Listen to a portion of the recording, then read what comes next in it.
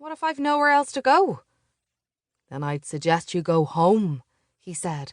Or back to work, maybe. I'm sure there's some Pulitzer Prize-worthy arse-related news about Kim Kevorkian that needs writing up. Oh, that's good, Natalie said. The deliberately getting the name wrong. I mean, I'm not falling for it, but I can see how it'd work on other people. The detective sighed deeply. Why are you like this? What? So combative. I don't like not knowing what's going on. A woman is missing, as well you know, and you are impeding the effort to locate her by delaying me. There. Now you're all caught up. Were your phones ringing a lot in the past 24 hours, Detective? I wonder why that could be. Yeah, they were, he said. Off the hook, actually. Unfortunately, it was all crazies and fantasists on the end of the line. So many thanks for wasting our limited resources. Didn't they get you here? No, they did not. Either he was lying, or it wasn't Orla's tip-off that had brought them to Shanamore. Thinking about it, though, an email from a waitress would hardly warrant the arrival of a small army without so much as a follow-up first, would it? They had to have something else. Maybe Mike had called them and told them about Natalie asking him about Shanamore. But wouldn't he have done that already? Yesterday? Why would they have waited 24 hours to show up here? No, there had to be a new lead, a development. And Audrey absolutely had to find out what it was. Aren't you wondering why I'm here? She asked. The husband told you she'd asked him about this place. Mystery solved. But I knew before that. I asked him if he'd ever heard of Shanamore, and I was already here when I did. The detective said nothing, but his mouth twitched. Audrey smiled sweetly.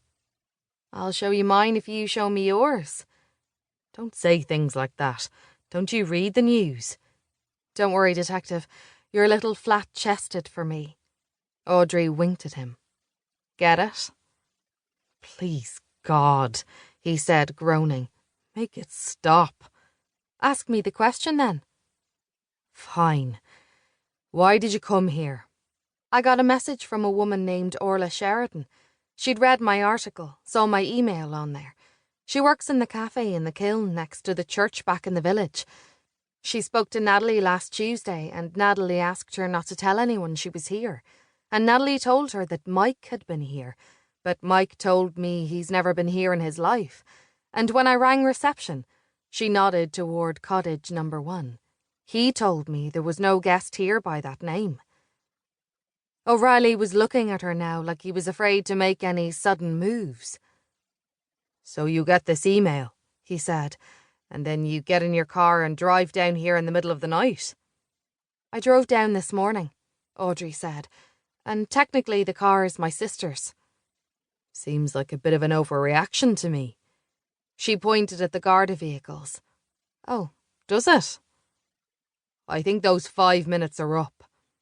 You're not going to tell me anything?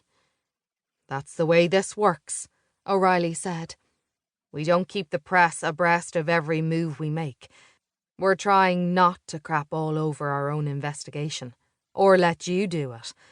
And let's be honest here, this is all a bit of a moot point, isn't it? Because do you even really qualify as press? He turned to leave for the second time. Get your stuff and get out and stop wasting my bloody time. She bought a phone, Audrey blurted out. O'Reilly aborted his departure and turned back to her. She what? Orla's family owns the shop up at the gas station. Her father sold a phone to Natalie when she was here. Not a smartphone, a dumb one, cheap, pay as you go. And, well, Audrey hesitated. This was her last card to play. It was her only card. It was also the right thing to do, but she needed something to give Joel so he wouldn't fire her. The detective took a step back, closer. Go on. I found a phone. Here, just now. Audrey slid the package out of her back pocket.